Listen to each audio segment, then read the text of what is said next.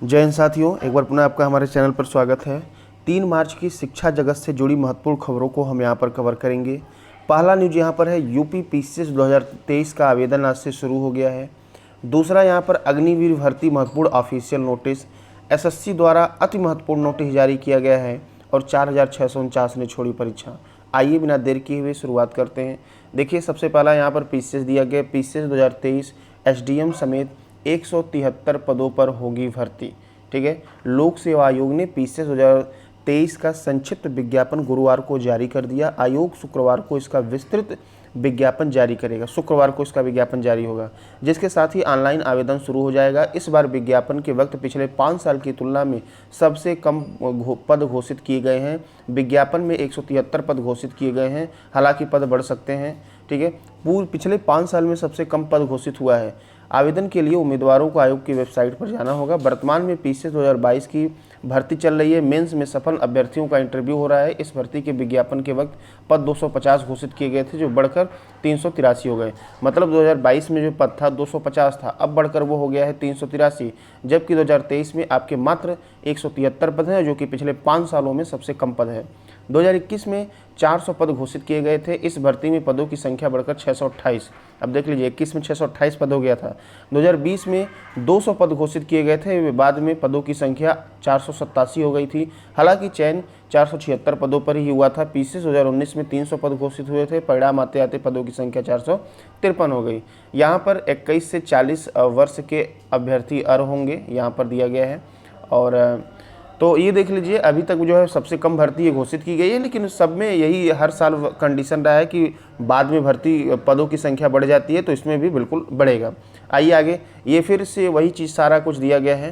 ठीक है, और यहाँ पर पूरा देख लीजिए। पीसीएस में इंटरव्यू में प्रश्न ये पूछा गया है कि आप एसडीएम है उत्पीड़न को कैसे रोकेंगे। और क्या सवाल पूछा गया, आरक्षण जाति के आधार पर मिलना चाहिए या वर्ग के आधार पर। लिव इन रिलेशनशिप पर आपके क्या विचार हैं।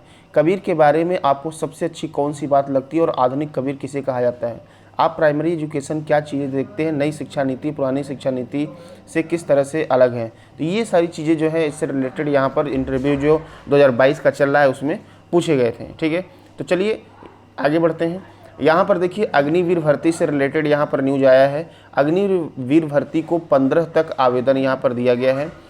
अग्निवीर भर्ती के लिए इस बार ऑनलाइन आवेदन मांगा गया है। सेना में भर्ती के लिए युवा वेबसाइट, यहाँ पर वेबसाइट दिया गया है joinindianarmy.nic.in पर 15 मार्च तक आवेदन कर सकते हैं।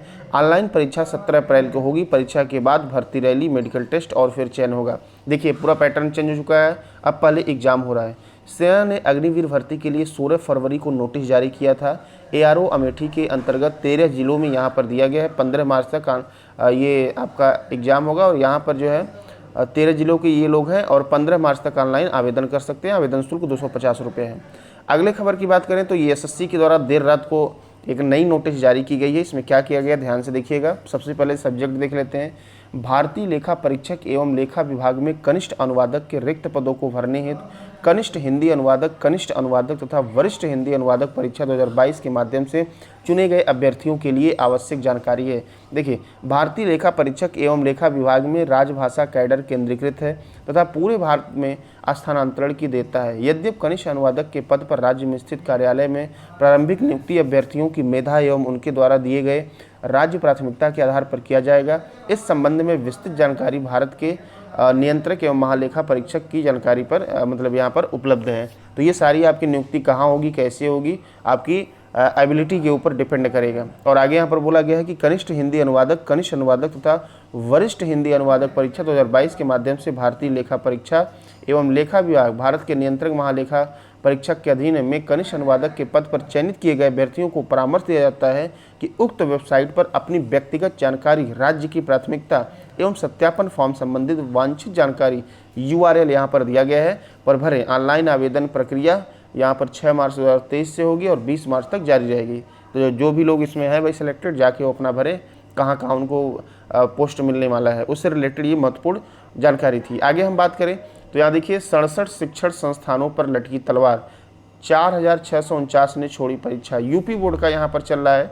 ठीक है, सूबे के जिन स्कूलों ने अपने यहाँ से प्रॉक्सी परीक्षार्थियों के परीक्षा फॉर्म भरवाए थे उन पर शिकंजा कसने की तैयारी शुरू हो गई है। अभी तक प्रदेश में ऐसे 67 कॉलेज सामने आए हैं जहाँ से प्रॉक्सी परीक्षार्थियों को हाई स्कूल एवं इंटर के फार्म भरवाए गए थे। इन स्कूलों से कुल 120 नकलचियों के खिलाफ FIR हो चुकी है।